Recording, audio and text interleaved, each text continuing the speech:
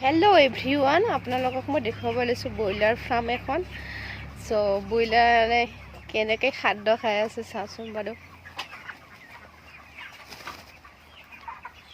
তাকে বয়লাৰ বিলাকে চাচোন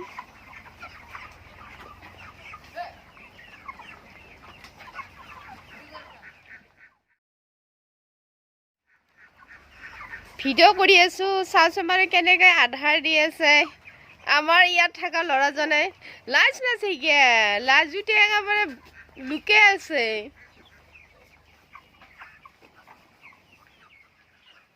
এই গিটাক কয় লেঙেৰা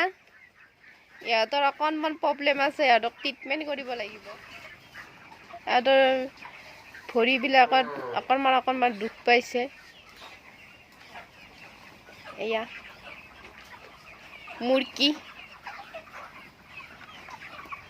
বয়লাৰ মুৰ্গী হয়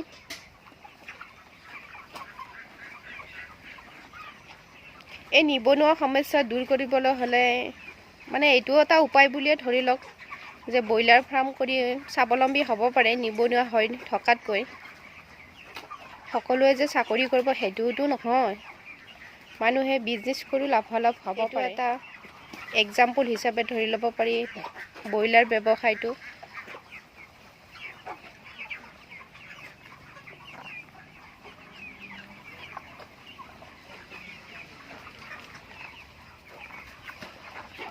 ইয়াত থাকে খাদ্য এইফালে থাকে পানী খোৱা পানী